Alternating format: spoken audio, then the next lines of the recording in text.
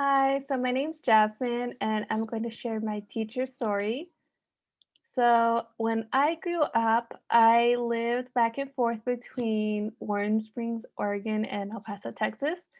Um, I'm half Native American and half Hispanic, and so I was kind of going back and forth between the two. El Paso was kind of just a spot my mom picked on the map. So that's how we ended up being there, but it's also a big part of my life, and so I wanted to include that.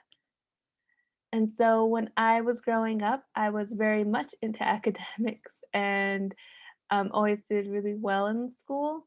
I did move a lot, and these are pictures of all the schools I've been to. I think there's 13 that I have gone to since my elementary all the way up to through college. And so I've experienced very, very many different ways of teaching, very many different ways of learning. And so that really shaped a little bit of who I was. There was always different experiences between each school. I could recognize schools that had something that the others didn't, or where the students were more more disengaged than others, and so I experienced a lot of different areas of learning, and so it helped me a little bit more see the inequities between schools. And so then in the 8th grade, when I actually moved back to the reservation, it's when I started to get involved in my culture and my community.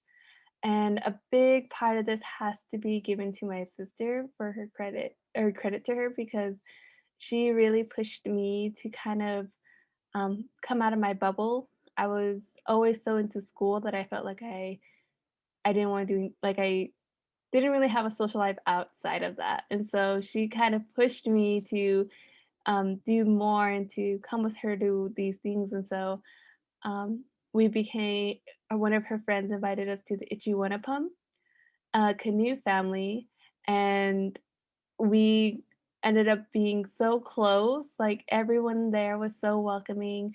We had so much fun. We ended up all becoming like a second family, and we're all very good friends. And so it was such a good experience, and we learned so much from each other. Um, and that's how I started to become very connected and involved in my community, and how I started to learn my culture and who I was. So in high school, I had a balance of culture and academics, but they weren't really intertwined. So like in school, during school hours, I was doing my homework, going to class, going to sports after class, then doing extracurriculars. But then on the weekends is when I started to do a lot more of my cultural learning, and so that's when we used to go to Saturday practices, and so um, spending that extra time to learn more about my own culture and being a part of the community. I spent a lot of my break too on being a part of the group. And so to me, it was two very different experiences. I almost felt like it was like a double life because I had friends that are from my community and part of the G1 apartment where we would hang out, and then I had friends at school. Um, and we hardly ever hung out together. So to me, it felt very separated in a way. And so that's where I kind of started to see how, I wish I had like I had it intertwined. And so when I graduated, I knew I wanted to do something for my community. So I had this set in my mind that I was going to go into business. And so I applied for scholarships, and I was so fortunate to get one that would offer to pay for my schooling. I was very reliant on a scholarship because I did not have the money to go to school. And so getting that scholarship really opened a big door for me. And so that I'm so grateful for that I don't know where I would have ended up had I not gotten that scholarship. Um, Probably definitely in a lot more debt than I am now, but that that was such an honor for me to get. And so that first year, I wanted to do digital media and business, and I went to Pacific University. when I went to Pacific University, I didn't do a whole lot of searching outside of the majors. And so that first year, I felt very isolated and out of place.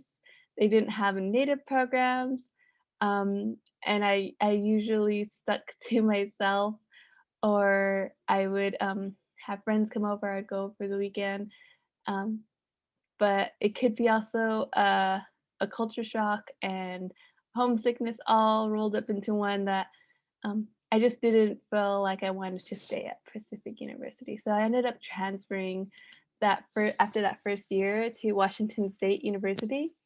And I went to the Native Center one day and became friends with these girls who they walked up to me and they knew I was new and they just asked who I was, if I wanted to be part of NAWA, which was the Native American Women's Association. And so I said yes. They were also welcoming. The community there was so great. They invited me. I became very active, went to very many different events. I ended up that second year being the vice president of the group. And so it was really a great experience at Washington State University because it was so diverse and we were always so supportive of one another. So we had coalitions of the MECHA, Black Women's Caucus, the Asian and Pacific Islander. We also had LGBTQ. We had so many different groups, and we all worked together. We all collaborated together. We all supported one another, and so that was such a great experience to have. And it really kind of showed me the possibilities that we can bring that diversity within all schools. And so then I realized halfway through my accounting program, which is what I was in, I was very passionate about education and I knew that I wanted to change how education was, and provide that opportunity for students to get diverse perspectives. Um, and one job that really helped me see how it could happen is when I was working in the libraries. I was part of the CDC, and they built this platform that was intentionally designed for Native perspectives and how they wanted to share information. And so they collaborated a lot between different tribal communities and how they uploaded digital materials and how they wanted to be uploaded, what was shared, what wasn't shared. Um, it was such a really great experience, and it showed me that collaboration between an institution and a community and how it could work. And so that was a really great experience that I had.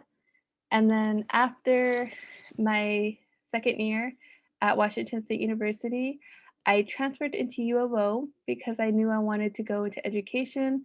And so I wanted to go into the Sapsik'ŵałá program specifically.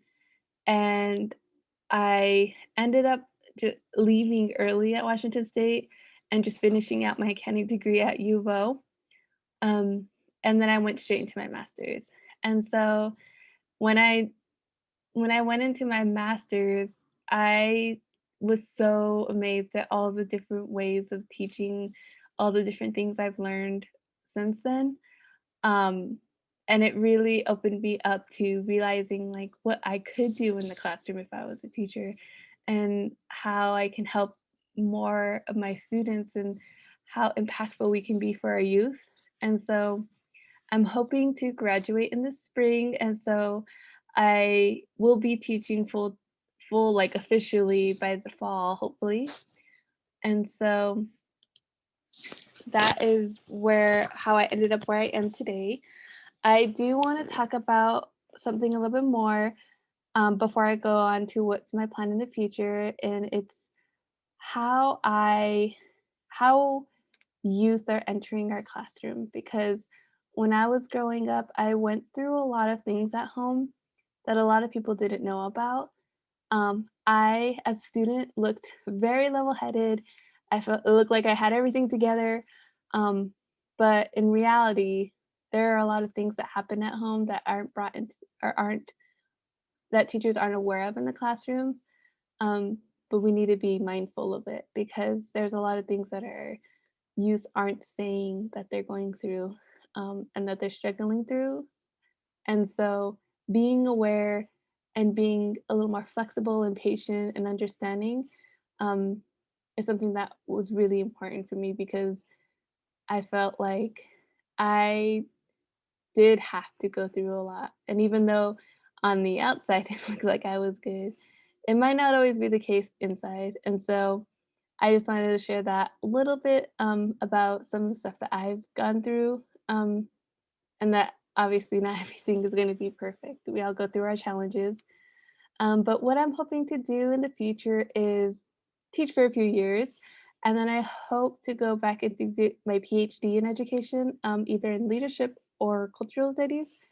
But I eventually want to either go into building some more curriculum on that is more aligned with our tribal knowledge, and then perhaps go into more of a leadership position and help running our schools. So that's what I'm hoping to do. Fingers crossed. Might change tomorrow, who knows? But that's what my plan is for today. But thank you so much for listening to me, and I look forward to all of your stories being made by yourselves. And if you ever need advice or just someone to listen, I'm always here. Thank you for listening.